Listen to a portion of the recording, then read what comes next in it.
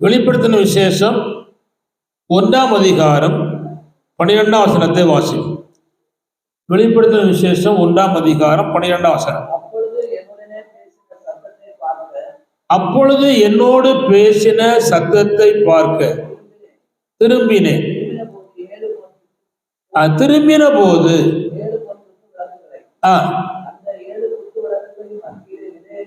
தரித்தவராய் போது கர்த்தர் சோத்திரம். ஜெபம் பண்ணுவோம். பரலோக பிதாவே, நல்ல ஆண்டவரே, கிருபை நிறைந்த கர்த்தாவே, நன்றியோடு உம்மை துதிக்கிறோம், சோத்திரிக்கிறோம், உம்மை வாழ்த்துகிறோம், உம்மை போற்றுகிறோம். திருவசனத்துக்காக கர்த்தரை நாங்கள் சோத்திரிக்கிறோம். வெளிப்படுத்தும் விசேஷம் 1ஆம் அதிகாரம் 12ஆம் வசனத்திலும் 13ஆம் வசனத்திலும் ஆண்டவரை சொல்லப்பட்டிருக்கிற காரியங்களை நாங்கள் அறிந்து அவைகளுக்கு நேராக நாங்கள் திருப்பப்பட ஆண்டவருடைய கரங்களிலே ஒப்புக் கொடுக்கிறோம். வந்திருக்கிற ஆண்டவரே, ஆங்காங்கே இருந்து கர்த்தருடைய வசனத்தை கேட்கிற அவனுடைய பிள்ளைகளுக்காக யூடியூப் சேனல் வழியாக பார்க்கிற நம்முடைய மக்களுக்காக உடைய சமூகத்தில் ஜெபிக்கிறோம். ஆண்டு தொடர்ந்து ஆசீர்வதி பலப்படுத்தும். இயேசுவின் நாமத்தில் ஜெபிக்கிறோம் நல்ல பிதாவே, ஆமென். கர்த்தர் சோத்திரம். இங்கே வாசித்த வசனத்துல ஒரே ஒரு வார்த்தை எடுத்து அதை பின்தொடர்ந்து உங்களோடு கூட நான் தேவ செய்தியை பகிர்ந்து கொள்ள விரும்புகிறேன். அது என்னவென்றால், அந்த 12ஆம் வசனத்திலே ஒரு வார்த்தை இருக்கிறது. வெளிப்படுத்தின விசேஷம் 1:12. பைபிள் வச்சிருக்கோம், பைபிள் கையில் எடுங்க. கர்த்தர் சோத்திரம். என்னன்னா, அப்பொழுது என்னோடு பேசின சத்தத்தை பார்க்க திரும்பினேன். என்னோடு பேசின சத்தத்தை பார்க்க திரும்பினேன். திரும்பின போது 7 பொன்கொத்து விளக்கு நடுவிலே நிலையங்கி தரித்தவராக மார்பர்களே பொற்கச்சை கட்டின மனுஷகுமாரனை கொப்பானவரை கண்டேன். கவனிங்கள், இந்த பத்மதீவு யோவான் ரொம்ப நெருக்கடியான அந்த தீவு ரொம்ப மோசமானது. அதை நான் சொல்லி ரொம்ப விஸ்தரிக்கப்படவில்லை. விஷ சந்துக்கள், விஷ பூச்சிகள், விஷ பாம்புகள் நிறைந்த இடம். தண்ணியால் சூழப்பட்டிருக்கும். ஒரு சில இடங்கள் பாறைகள் இருக்கும். அங்க மனுஷன் வாசம் பண்ண முடியாது.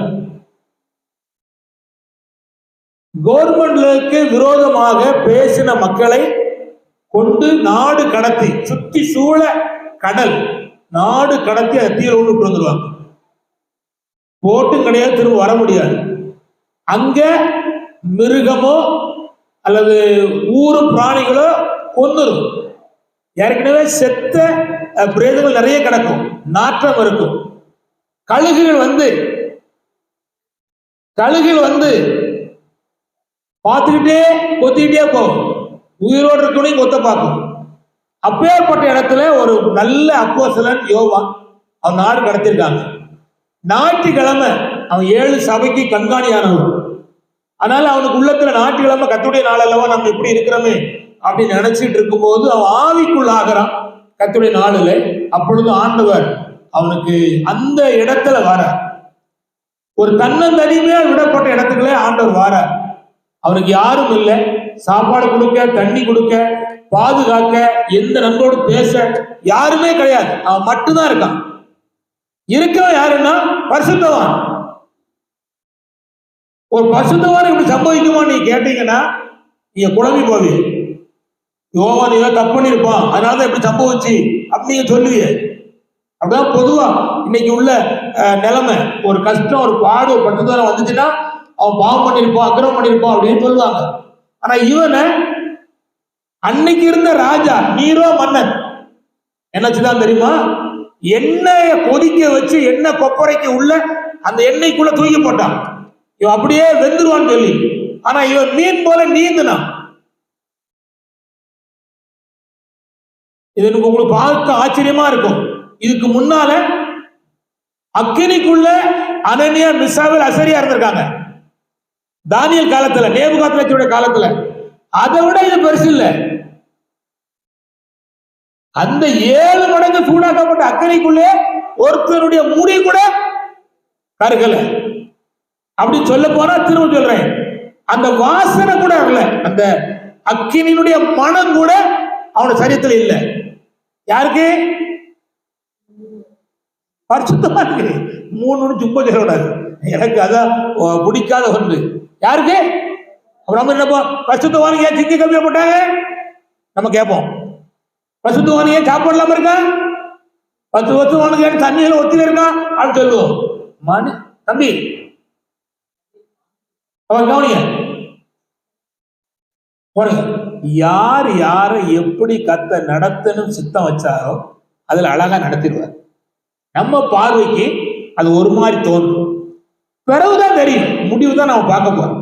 இப்ப நமக்கு ஒன்றும் அது புரியாது. நம்ம யோசித்தோம்னா நாமே தப்பு பண்ண வேண்டிய வந்துடும். அதனால நமக்கு அதை நினைக்காங்க, அதை விட்டுருவோம். அதை பற்றி பிரச்சனை இல்லை. சொல்லலேலூயா. நான் சொல்ல வேண்டிய என்னன்னா, அவன் கேட்ட சத்தத்தை பார்க்க திரும்பினான். திரும்பின போது 7 பொன்குத்தொழுது நடுவில் உலாவுகிற நிலைங்கி தரித்தவரை கண்டான். நான் கவனிங்க, இன்னைக்கு தேதி 17, ரைட் 17. இன்னும் கொஞ்ச நாள் தான் இருக்கு. இந்த வருஷ கடைசியில் நான் கொடுக்கும்படி இந்த செய்தியை பிளான் பண்ணேன்.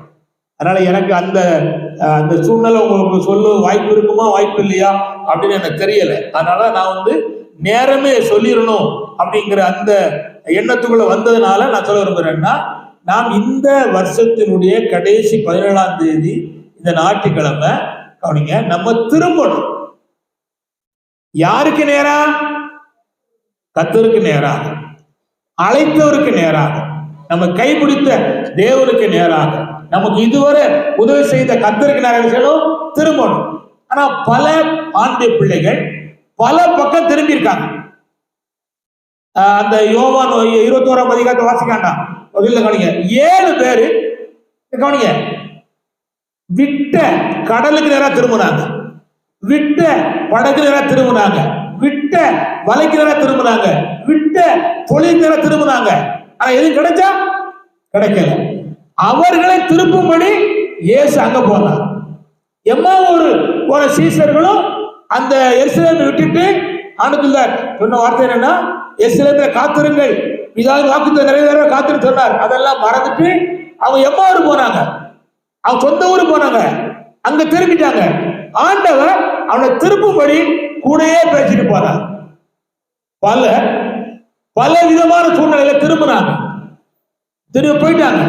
திரும்பி போனவர்களை பரலோகத்தின் தேவனாகிய ஆண்டவர் அவருக்கு நேராக திருப்பி கொண்டு வருவதற்கு பிரயாசப்படுகிறார். சொல்லலேலூயா. சொல்லுங்க, நாம் ஒரு வீடு கட்டுறோம். வீடு கட்டினால வீட்டு நேரம் திரும்பிட்டோம். முழு போதனும் வீடு வீடு வீடு வீடு, இங்க சோறு பொங்கிட்டு அங்க போய் உள்ள நிற்போம். கர்த்தர் சோதரம். இப்படி பல சூழ்நிலை நடுவில் நாங்க போக வேண்டி இருந்தது. கர்த்தர் சோதரம். ஆனா அந்த சூழ்நிலை நடுவில் எல்லாம் ஆண்டவர் பார்த்தோம். ஆனா வீட்டோடு சேர்ந்துதான் பார்த்தோம். நான் யோசித்தேன், நீ சிங்களத்தில் போய் உட்காந்து எவ்வளவு நேரம் ஜெபம் பண்ண, எவ்வளவு நேரம் வேதம் வாசித்தேன், எவ்வளவு நேரம் பைபிள் படித்தேன் அப்படின்னு பார்த்தா குறுகிய நேரமா தான் இருக்கும். முழு நேரமும் வேலை செய்யறானா, சாந்தம் எடுக்கானா, செங்க பால் இருக்கா, அது இருக்கு அது இருக்கு, அதுதான் போயிட்டு இருந்துச்சு. அப்ப என்ன ஆனா சொன்னாரு, முழு பகுதியும் அங்க திரும்பிட்ட, என் பக்கத்துல வந்த, கொஞ்ச நேரம் இருந்த, கொஞ்ச நேரம் ஜெபம் பண்ண, நைட்டு ஜெபம் பண்ண, அது வேற விஷயம். அதே நேரத்துல பகல்ல கொஞ்ச நேரம் தான் இருக்க வேண்டியிருக்கு. அப்ப நம்ம என்ன சொல்றாருன்னா, திரும்ப என் பக்கமாய் திரும்பன்னு சொல்லுகிற ஆண்டவர் சொல்ல நாம் பார்க்கிறோம். அல்லேலூயா. அப்படியே நம்முடைய வாழ்க்கையில பரலோகத்தின் தேவனாய கர்த்தர் நம்மை திரும்பபடி ஆண்டவரிடத்துல எதிர்பார்க்கிறார். அந்த எதிர்பார்ப்பவருடைய காரியம் நிறைவேறுவதற்காக ஆண்டவராய கர்த்தர் ஒரு காரியத்தை நம்மிடத்துல எதிர்பார்க்கிறார். அல்லேலூயா. அவனுங்க தேவன் நம்மை பலப்படுத்தும்படி சில வார்த்தை தருவார், நம்மை உணர்த்தும்படி கர்த்தர் சில தருவார், நம்மை உருவாக்கும்படி தருவார், நம்மை நேர்வழி உணர்த்தும்படி ஆண்டவர் தருவார், நம்மை விடுவிக்கும்படி கர்த்தர் வார்த்தை தருவார், நம்மை சுகமாக்கும்படி ஆண்டவராய் கர்த்தர் தருவார். ஆனா கவனிங்க, அந்த வார்த்தையின் சமயமும் கர்த்தர் தான் அந்த காரியத்தை வாக்கிய பண்ணுகிறார். வாசிக்கலாம். பிரசங்கி புத்தகம் 9:11. பிரசங்கி 9:11. பிரசங்கி 9:11.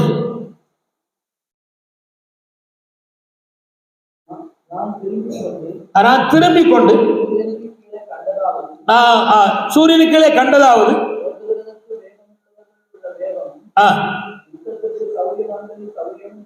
போதாது,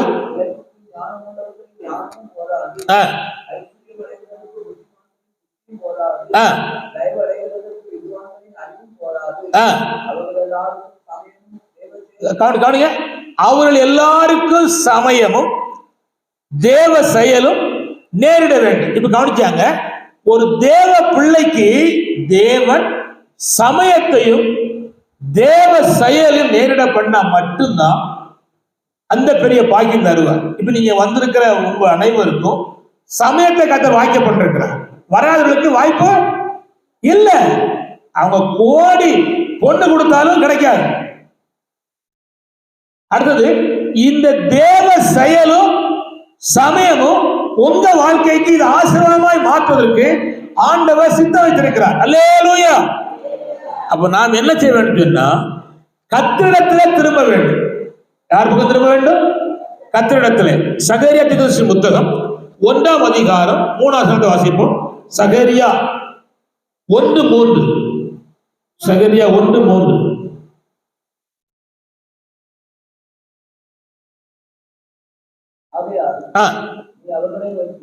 நீ அவர்களை நோக்கி சேனைகளின் கர்த்தர் உரைக்கிறது என்னவென்றால்,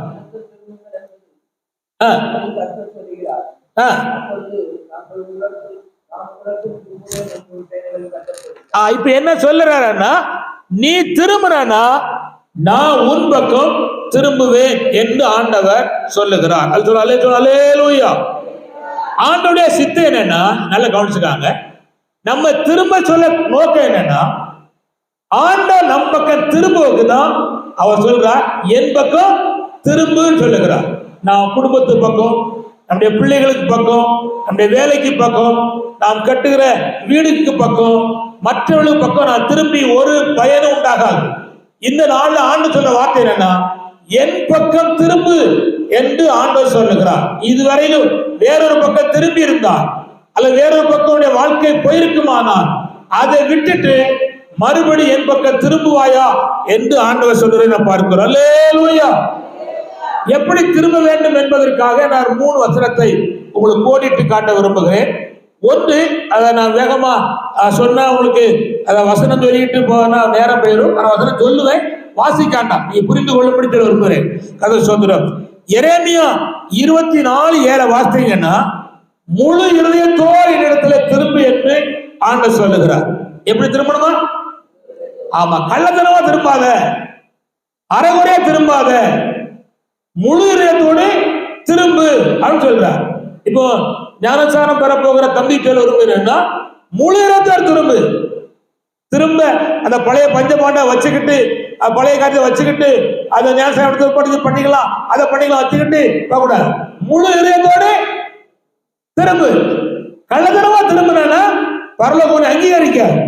நான் ஞானஸ்நானம் கொடுத்துருவேன், அது வேற விஷயம். ஆனா பரலோகம் அங்கீகரிக்காது. பரலோகத்தின் ஆசீர்வாதம் வராது.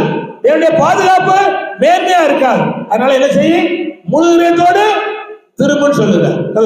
நான் நீங்களும் கர்த்தரின் பக்கமாக முழு இதயத்தோடு திரும்ப வேண்டும் என்று தேவனாய் கர்த்தர் இடத்திலே எதிர்பார்க்கிறார். அல்லேலூயா. அப்புறம் யோவேல் 2:12 வாசித்தீங்கன்னா, உன் இருதயத்தை கிழித்து, வஸ்திரத்தை அல்ல, இருதயத்தை கிழித்து உபவாசத்தோடும் அழுகையோடும் புலம்போடும் நீ திரும்ப சொல்லப்படுகிறது. யோவேல் 2:12. யோவேல் 2:12 நான் வாசிக்காட்டா சொல்லிடுறேன், கவனிங்க. ஆதலால் நீங்கள் உபவாசத்தோடு அழுகையோடு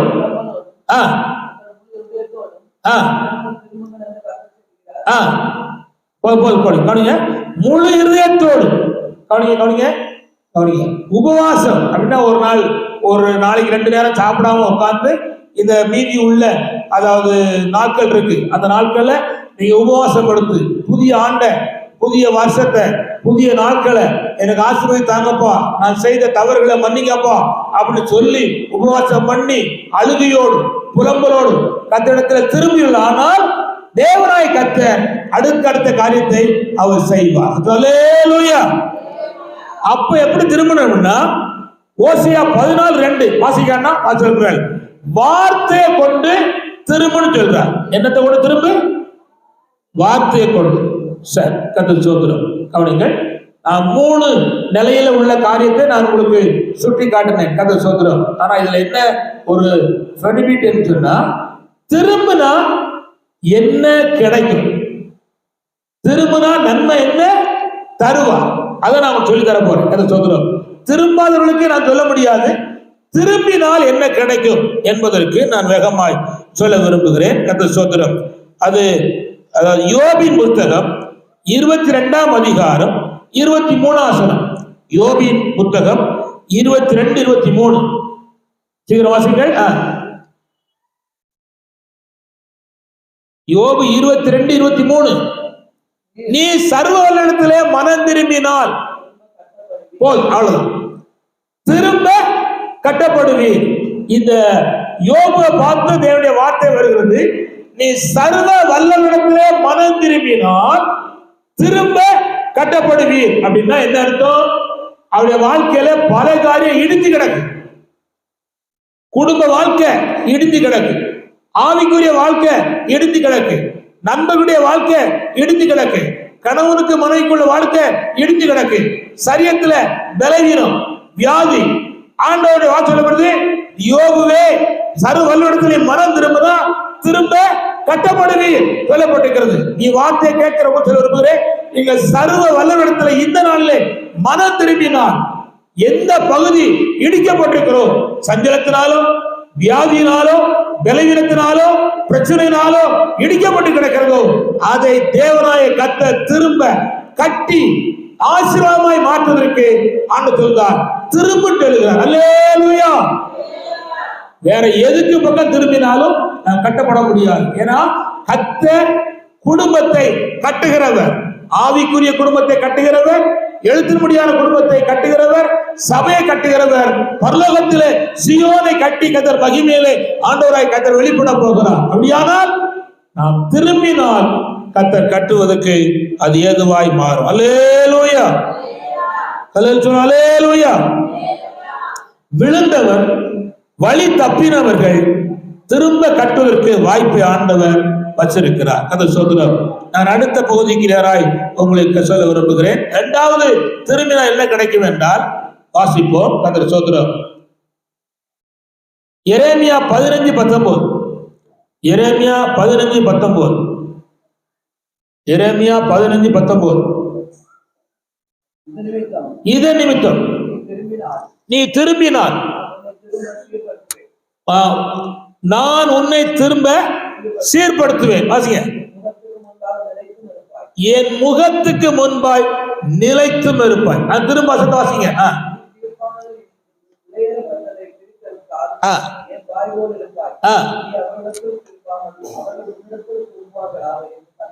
அந்த முதல்ல இத நிமித்தம் நீ திரும்பினால்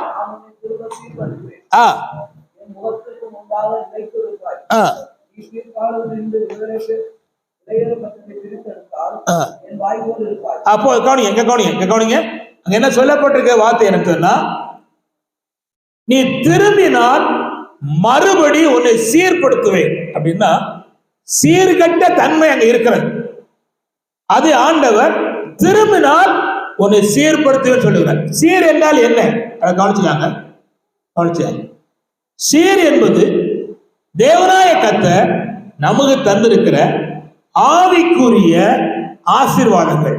இவ்விதமான சீரப்பட்ட ஜனம் பாக்கியம் உள்ளது. அப்படின்னா தேவனை கர்த்தரை தெய்வமாய் கொண்ட ஜனம் பாக்கியம் உள்ளது. அப்படியானால் ஆண்டவரை சொந்தமாக ஏற்றுக்கொண்ட கர்த்தருடைய பிள்ளைகள் பெற்ற முதல் பகுதி ஒரு சீர். இரண்டாவது அவர் தந்த ரட்சிப்பு, இரண்டாவது செய்தி. அவர் தந்த அதாவது சமாதானம், மூணாவது செய்தி.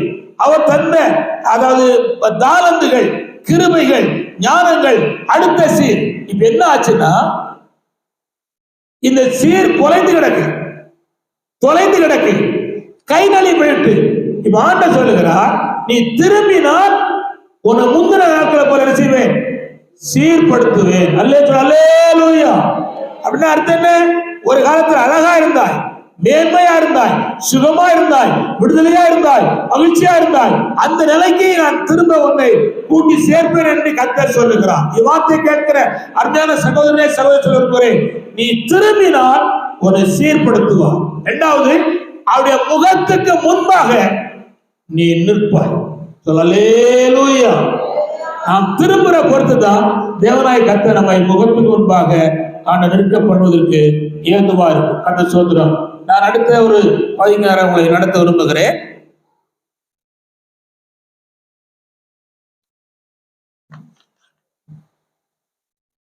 ரெண்டு நாளாகமும் 30:9. 2 நாளாகமும் 30:9. 2 நாளாகமும் 30:9 வசனம்.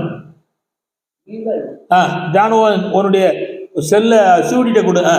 நீங்கள் கர்த்தரிடத்துக்கு திரும்பினால் உங்கள் சகோதரர்களும் உங்கள் பிள்ளைகளும் தங்களை சிறைபிடித்தவர்களுக்கு முன்பாக இரக்கம் பெறுவதற்கும் இந்த தேசத்துக்கு திரும்புகிறதற்கும் அது ஏதுவாகும். கவனிங்க, திரும்ப சொல்ல கவனிக்காங்க.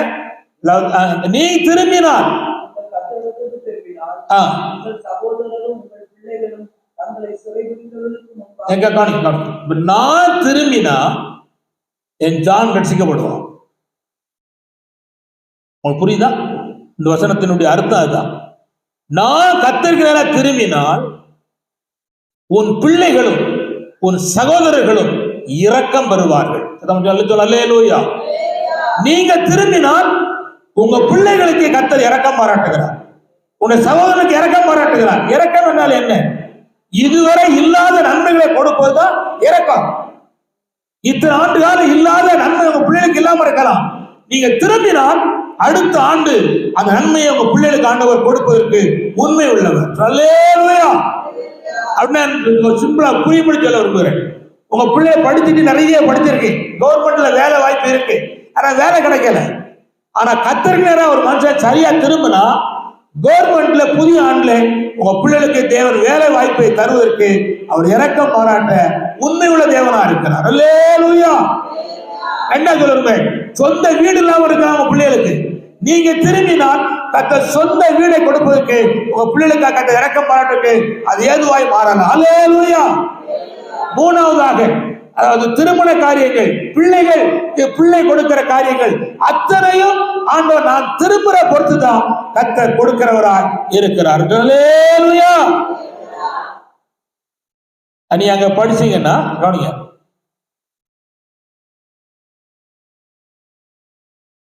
அந்த வசனத்துல என்னன்னா வேதனை, துன்பம், நெருக்கம் இருக்கு.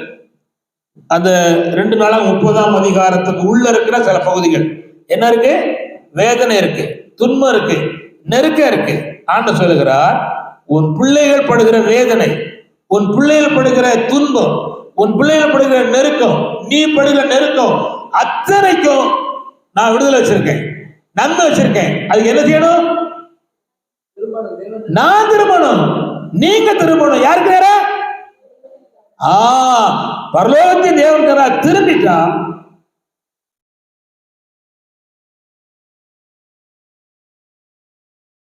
நீ கர்த்தரா திரும்பணும்.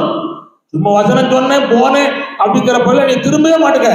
கர்த்தர் சோத்திரம். அதனால திரும்பினாதான் அது ஆசீர்வாதத்தை கொண்டு வரும். மூணாவது, நாம் திரும்பினா நமக்கு என்ன கிடைக்கும் அப்படின்னா 2 நாளாகம 7:14. 2 நாளாகம 7:14 நானே சொல்லிடுறேன், அவனுக்கு நீங்க வாசிக்க கஷ்டமா இருக்கும். 2 நாளாகம 7:14 என் நாமம் தரிக்கப்பட்ட என் ஜனங்கள் தங்களை தாழ்த்தி ஜெபம் பண்ணி என் முகத்தை தேடி அவருடைய பொல்லாத வழிகளை விட்டு திரும்பினார். அவர்கள் பாவத்தை மன்னித்து முதலாவது திரும்பினால் பாவத்தை மன்னிப்பார். கவனிங்க, போன டிசம்பருக்கு இந்த டிசம்பருக்கு இடையில நீங்க செய்த தவறு, பாவம், வழிமாறினது, விழுந்தது, நீங்க அறியாம துணிஞ்சு பேசினது அல்லது ஏற்றினது, அத்தனை பாவங்களையும் பரலோகத்தின் தேவனுக்கு நான் திரும்பும் போது அவர் மன்னிப்பார், மன்னிப்பார். அல்லேலூயா. அடுத்தது, நீங்க இருக்கிற வீட்டுக்கு, தேசத்துக்கு சேமத்தை கட்டளையிடுவார். எதை கட்டளையிடுவார் சொல்லுங்க, சத்தமா சொல்லுங்க. சேமத்தை கட்டளையிடுவார். கர்த்தருக்கு ஸ்தோத்திரம். ஏசாயா 42:22 வாசிப்பா. ஏசாயா 42:22 கொஞ்சம் வேகமா வாசித்தா நல்லா இருக்கு. ஏசாயா 42:22 உங்கள் ஜனமோ அல்ல, ஏசாயா 44:22 44:22 உன் மீறுதல்களை மேகத்தை போல உன் மீறுதல்களை மேகத்தை போலும் பாவங்களை கார்மேகத்தை போல அகற்றி விட்டேன். கவனிங்க, நான் சொல்ல போது கவனிங்க. உன் மீறுதல்களை மேகத்தை போலும் உன் பாவத்தை கார்மேகத்தை அகற்றி விட்டு உன்னை மீட்டு கொண்டேன் என்று சொல்லுகிறார். இத்தனை ஆண்டு கடந்து வந்த சாபங்கள், பாவங்கள், அக்கிரமங்கள் அத்தனைக்கும் இந்த நாளில் முடிவு இருக்கிறது. அல்லேலூயா. அதுக்கு நீங்க என்ன செய்யணுமா? கர்த்தரை திரும்பிட்டா அத்தனை கர்த்தர் மன்னித்து கழுவி சுத்திகரித்து உங்களை மீட்டுக் கொள்வார். இது நிமித்தம், உங்க செய்த தவறு நிமித்தம் உங்க பிள்ளைகளுக்கு அந்த சாபம் போவாது, அந்த பாவம் போவாது, அந்த தொடர்ச்சியான கிரியை போகவே போகாது. அல்லேலூயா. எரேமியா 18:8 எரேமியா 18:8 சூட்டி எடுத்து வாசி. கண்டுதான் தெரியல எங்கேயோ. ஆமா, விரோதமாய் பேசின அந்த ஜாதியை தங்கள் தீங்கை விட்டு திரும்பினால் நான் அவர்களுக்கு செய்ய நினைத்த தீங்கை செய்யாமல் பாருங்க. ஒரு விரோதி, ஒரு ஜாதி ஆண்டபுரமா பாவம் செஞ்சு தனியா பண்ணிட்டு தீங்கு செய்யும்படி அவர் எழுந்துட்டார், பேசிட்டார். ஆனா அந்த மனுஷன், அந்த மனுஷி, அந்த தேசத்த மக்கள் திரும்பிட்டா அந்த தீங்கு அவளை பின்தொடராதபடிக்கு தேவன் அரெஸ்ட் பண்ணி அது தன் பக்கமா இழுத்துக் கொள்ளுகிறார். அல்லேலூயா. நான் தைரியமா சொல்றேன், நீங்க தைரியமா இருங்க, பயப்படாங்க. யாரு பக்கம் திரும்பணும்னா கர்த்தர் பக்கம் திரும்பினா போதும். அல்லேலூயா. எப்பேற்பட்ட பிரச்சனையும் ஆண்டவர் முன்னின்று நடத்தி ஜெயந்தருக்கு உங்களுக்கு கர்த்தர் வல்லவரா இருக்கிறார். நீங்க என்ன செய்யணும்? திரும்பணும். அதான் முக்கியம். திரும்பணும். பாருங்க, லோத்து மனைவி கட்டிக்காயிருந்தான், நல்லவா தான், தேவதூர்களுக்கு எல்லாம் சாப்பாடு பொங்கி போட்டா நல்ல மனுஷி, அதே தேசத்துல அவ வாழ்ந்து பரிசுத்தமா ஜீவித்திருக்கிறார். ஆனா ஒரு தப்பு பண்ணிட்டான், பின்னிட்டு பாராதே. அந்த மனுஷி மட்டும் அதை பின்னிட்டு பார்க்காம இருந்திருந்தா அவ குடும்பம் ஜெயிச்சிருக்கும். அவ பின்னிட்டு திரும்பிட்டா, அதனால வாழ்க்கையில மேன்மை காண முடியல. நான் சொல்றேன், கவனிங்க. ஆனா இங்க மகதேனா மரியாள் இயேசுடைய கல்லறை பக்கம் நின்றுட்டு இருக்கா, அழுதா, தோட்டக்காரன்னு சொல்லி நினைச்சா. ஆனா அவள் திரும்பின போது இயேசு இருப்பதை கண்டா. அல்லேலூயா. யோவான் 20ஆம் அதிகாரத்தில் இருக்குது. அவள் திரும்பின போது உயிர் தேர்ந்த இயேசுவை கண்டார்.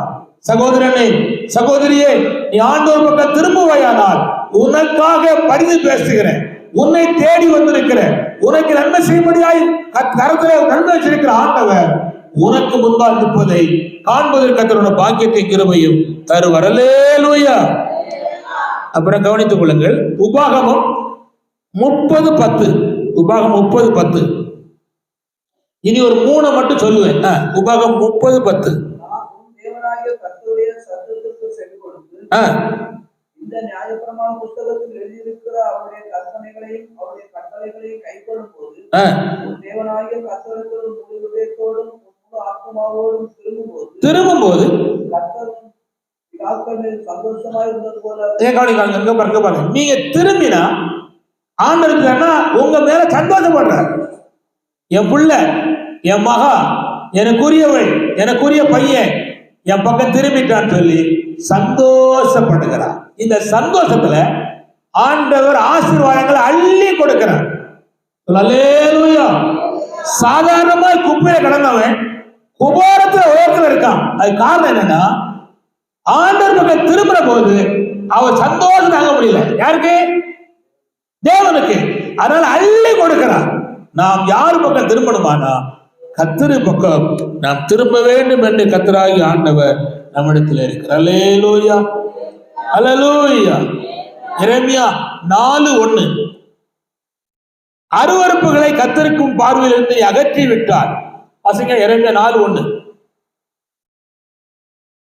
இஸ்ரவேலே, நீ திரும்புவதற்கு மனதாயிருந்தால் என்னிடத்தில் திரும்புக. கர்த்தர் சொல்லுகிறார், நீ உன் அருவருப்புகளை என் பார்வையிலிருந்து அகற்றி விட்டார். உன் அருவருப்புகளை என் பார்வையிலிருந்து அகற்றி விட்டார். இனி அலைந்து தெரிவதில்லை. அருவருப்பு என்றால் என்ன? நல்ல கவனிச்சாங்க. இந்த செல்லுல நல்லது இருக்கு, கெட்டது இருக்கு. இந்த அருவருப்பு ஒருத்தன் பார்த்துட்டாமன்னா அவனுக்கு கர்த்தர் நன்மை செய்ய முடியாது. ஜோசுவா கவுனி, ஜான் கவுனி, ஷூட்டி கவுனி. கையில செல் தாண்டா இருக்கு, எவன் பாப்பா நமக்கு என்ன அப்படின்னு நீங்க பார்க்க ஆரம்பிச்சீங்கன்னா பரலோகம் கண்காட்சிட்டே இருக்கு. நல்லதா பாருங்க, தப்பு இல்லை. ஒரு பாடத்திட்டத்தை பாருங்க, நல்ல காரியங்களை கவனிங்க, தப்பு இல்லை. ஆனா அருவருப்புகள், தேவன் விரும்பாத அருவருப்புகள், அதை நீங்க பார்த்தீங்கன்னா ஆண்டவர் சொல்றா, அந்த அருவருப்புகளை என் முகத்துக்கு முன்பாக விட்டு விலக்கு. இனி நீ அலைந்து தெரிவதில்லை. நீ அலைந்து தெரிவதில்லை. அல்லேலூயா. ஆண்டவர் கர்த்தர் சொல்றார். அல்லேலூயா. சரி, கர்த்தர் சோத்திரம். நான் 2 சொல்லிட்டு நான் நிறுத்த போறேன். கர்த்தர் சோத்திரம். அதான் அல்லேலூயா. கவனிங்க, கவனிச்சாங்க. நாம் திரும்ப அந்த பகுதி என்பது மிக முக்கியம். நீங்க தேவன் கவனிங்க, நீங்க தேவன் பக்கம் திரும்பிட்டா உங்க இருதயம் புது இருதயமா மாறிடும். உங்க இருதயம் எப்படி மாறும் சொல்லுங்க? புது இதயமா மாறும். கல்லான இதயத்தை எடுத்துட்டு சதையான இதயத்தை பரலோகத்தின் தேவனாகிய ஆண்டவர் நமக்கு தருவதற்கு உண்மை உள்ள கர்த்தரா இருக்கிறார். அல்லேலூயா. நான் கடைசியாக ஒரு வார்த்தை சொல்லி நாம் ஜெபம் பண்ண போறோம். கர்த்தர் ஸ்தோத்திரம். அதாவது எசேக்கியேல் 16ஆம் அதிகாரம் 15ஆம் வசனம். எசேக்கியேல் 16:15.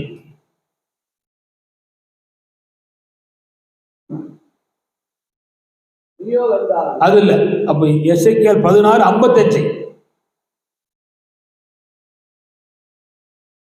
சகோதரியாகிய சோதமும் அவள் குமாரத்திகளும் தங்கள் முந்தின சீருக்கு திரும்புவார்கள்.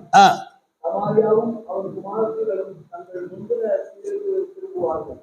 நீயும் உன் குமாரத்திகளும் உங்கள் முந்தின சீருக்கு திரும்புவீர்கள். கவனிங்க, திரும்பினால் முந்தின சீருக்கு திரும்புவீர்கள். அல்லேலூயா. அந்த முந்தின சீர் என்கிற அந்த பகுதி என்பது தேவன் நமக்காக வைத்திருக்கிற, அதாவது புதிய ஏற்பாட்டு ஆசீர்வாதங்களுக்கு அடுத்த பகுதிகள். கர்த்தர் ஸ்தோத்திரம். ஆனாலே பரலோகத்தின் தேவனாக இருக்கிற ஆண்டவருக்கு நேராக நாம் திரும்பும்படி கர்த்தர் நம்மிடத்தில் எதிர்பார்க்கிறார். நம்முடைய பேச்சு, நம்முடைய வார்த்தைகள், நம்முடைய கண்கள், நம்முடைய கைகள், நம்முடைய மனம் பரலோகத்தின் தேவனுக்கு நேராக திரும்பினால் தேவனாய் கர்த்தர் இத்தனை ஆசீர்வாதங்களை தருகிறார். என்னென்ன ஆசீர்வாதங்களை தருகிறார் என்று நான் திரும்ப சொல்லிவிடுகிறேன். நீங்கள் திரும்பினால் தேவன் தருகிற ஆசீர்வாதம் என்றால் திரும்ப கட்டப்படுவீர்கள். நீங்கள் திரும்பினால் உங்களை கர்த்தர் சீர்படுத்துவார். நீங்கள் திரும்பினால் அவர் முகத்துக்கு முன்பாக நிலைத்திருப்பீர்கள். நீங்கள் திரும்பினால் உங்களுக்கும் உங்க பிள்ளைகளுக்கும் உங்களுடைய நண்பர்களுக்கும் உங்க சகோதரர்களுக்கும் தேவனாய் கர்த்தர் இரக்கம் பாராட்டுவார். நீங்கள் திரும்பினால் உங்கள் பாவத்தை மன்னிப்பார்.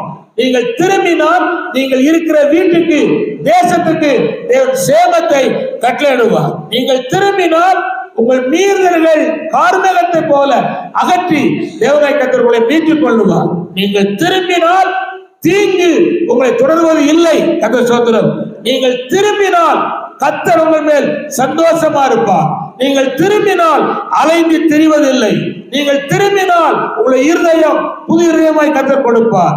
நீங்கள் திரும்பினால் தேவன் முந்திர சீரை உங்களுக்கு தந்து உங்களை ஆசீர்வதிப்பதற்கு ஏதுவாய் மாறும். இந்த மனுஷன், நான் எடுத்து வந்து சொல்லி முடிக்க பாரு, இந்த மனுஷன், இந்த யோவான் திரும்பின போது அவன் உயிரோடு எழும்பின இயேசு கிறிஸ்துவை 7 பொன்முத்தில் உலாவுகிற நிலையங்கி தரித்திரவராகவே கண்டான்.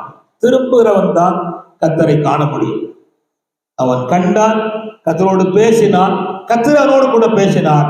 அவனுக்கு இருந்த அத்தனை பிரச்சனைகளையும் மாற்றப்பட்டது. இந்த 17ஆம் நாளிலே, டிசம்பர் 17ஆம் தேதியிலே தேவனாய கர்த்தர் நம்மிடத்தில் எதிர்பார்க்கிற விசேஷமான ஒன்று என்னன்னா, நாம் திரும்புவோம். ஜோசுவா, திரும்பு. எனக்கு நேராய் அல்ல, உங்க அண்ணனுக்கு நேராயும் அல்ல, உன் குடும்ப வைராக்கியத்துக்கு நேராயும் அல்ல, உன்னை எதுக்காய் கர்த்தர் கொடுத்தாரோ அந்த தேவனுக்கு நேராய் திரும்பு. அருவருப்பு அகற்று, முழுவத்தோடு திரும்பு, காது அடைக்காத. கர்த்தர் ஸ்தோத்திரம். திரும்பு. திரும்பினால் இவரின் பக்கம் திரும்புவார். வேற யாரும் திரும்பி புரியணும் கிடையாது.